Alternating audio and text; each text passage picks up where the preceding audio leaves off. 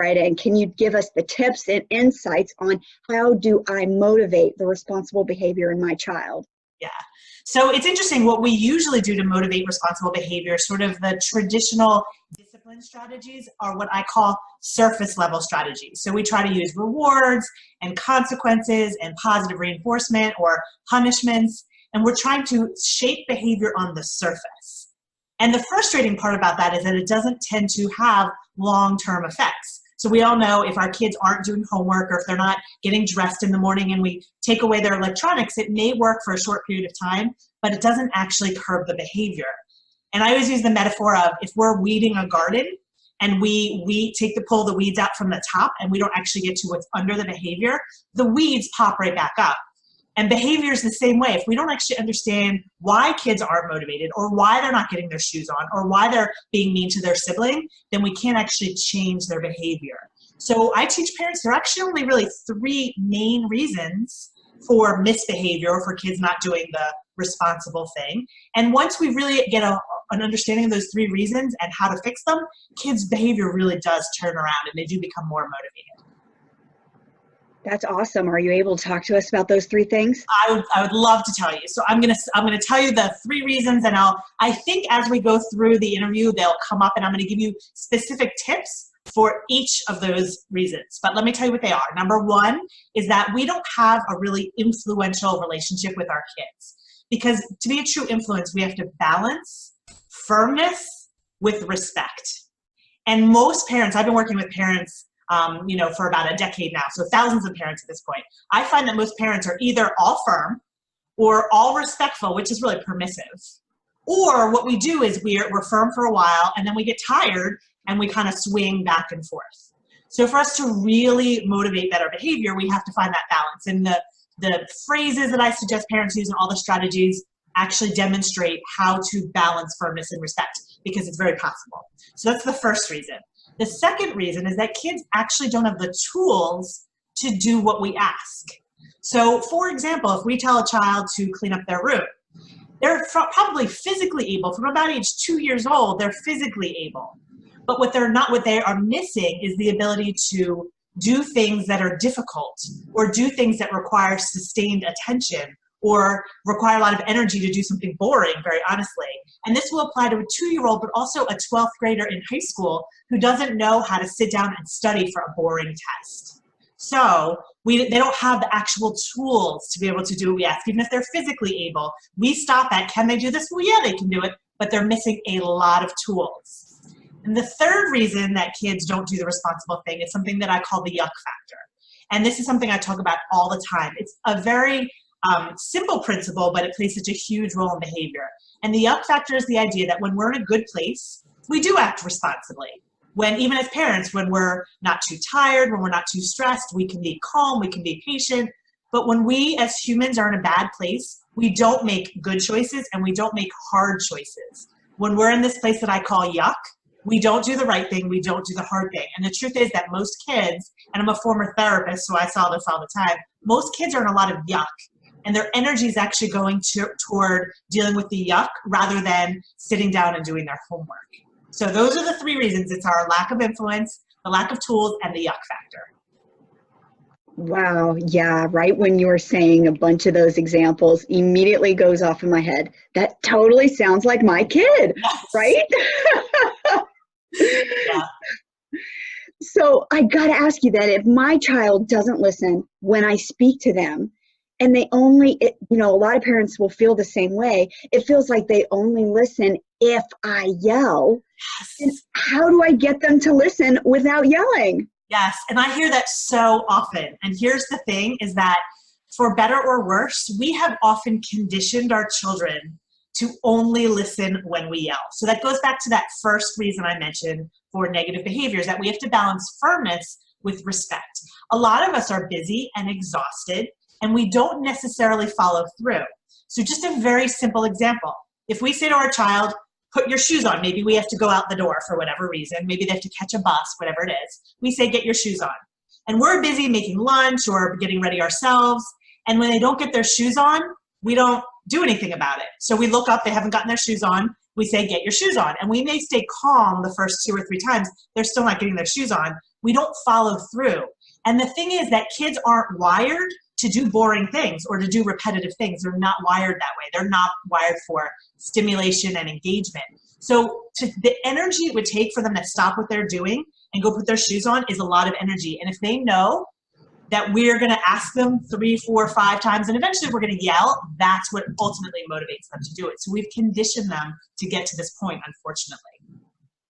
Wow, yeah, that's so interesting. We as parents have almost created the problem. Yeah. We fix the problem that we created. Yeah. So when I first work with parents, one of the things I do is I have them figure out what are 1 or 2 rules that you can be really consistent about. When I say consistent, I mean when you ask your child to do something, you can follow through yourself immediately. So it may be, getting your shoes on is a tough one because you run against the clock. So a child can just wait out the clock and they know there's nothing you can do. So right.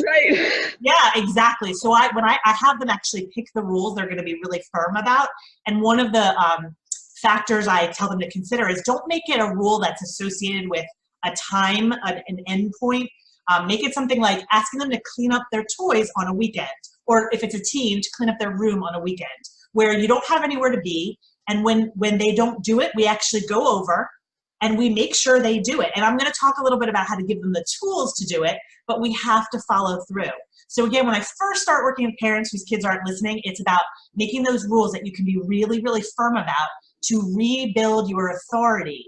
And here's the thing, that when you start with 1 or 2 rules and your kids learn you mean what you say, it's very easy to bring in more rules. So that's why I have families start with 1 or 2, rebuild that authority. And once your kids' brains realize, oh, they mean what they say, then it's much easier to bring in more rules later. But it does take that in the beginning, that showing our kids that we mean what we say, because we're so busy and multitasking, our kids' brains learn we don't really mean what we say until we yell. So we have to really be more consistent. If we want our kids to listen the first time, we have to make sure we're making them listen that first time. That's so true. I totally get it. I feel like I'm always, especially we as parents, we're multitasking, doing so many things at once. I feel like I should just be able to tell my kid, hey, put the shoes on so that I can run over here and do this other thing. And then I come back, and that's when the child still hasn't done what we asked. Exactly. And the misconception, again, is that because they're physically able, they're developmentally and cognitively able, and even teenagers are wired to be attracted to what's stimulating and interesting, and they're wired to be attracted to like phone conversations with their friends rather than stopping and putting on their shoes. They have a hard time transitioning when they're in a conversation to go put on their shoes. So we're working against their brains when we're asking them to do something like that. And their brains aren't wired that way. So we feel frustrated. Whereas when we understand how kids' brains work and we work with them instead of against them, they really do listen. Yes, that's so true. It's just not how their brains work. I wish I had that same excuse. I know it. Let's be honest, we as parents, we find it hard to get that motivation to do what we need to do, and we might end up being on the phone for too long instead of getting done what we need to do. But I guess we don't have that excuse. But we have to remember, like you said, even a teen, you think a teen is old enough to not have that excuse. No, they're still our kids. They're still, like you said, their brain is wired that way. Yeah, and our brain, the responsible, mature part of the brain that we have as adults, that part of the brain is called the prefrontal cortex. It doesn't fully develop till the mid-20s. So you're talking about a 17, 18-year-old, they're still not there. So they lack impulse control. And I want to stress this. I always say these are reasons, not excuses. They're never excuses. I have taught thousands of parents how to get their kids to clean. So they still have to clean. We just have to work with kids and understand how their brains work. Give them these tools, give them the firmness that they need, and that's when the behavior starts to change. But we can't assume it's going to automatically happen. That's the thing. Yes, totally. I love especially how you said it's about building the foundation of authority rather than just trying to fix everything at once. Because I know I'm sure a lot of parents are like me thinking, okay, let's give me the tools and I'll just jump right in and get it done and taken care of. But it's not like that. It's like you said, that foundation of authority building first. Exactly. And when I talk to parents, I always talk about the parenting short game and the long game. And I am in this, all my clients know I'm in this for the long game. It's not a quick fix. You do get really good results along the way. But if you want your kids to be responsible and motivated and resilient in the long run, it is about rebuilding authority and, doing these things that will take them through life. It's not a quick fix. That's true. Sometimes it can be hard as parents to see that long game, that we're really trying to get them somewhere. And it's not just about, I need you to obey me right now because we got to get out the door. It's really, like you said, the long game. We need to have that focus all the way out there and not on today.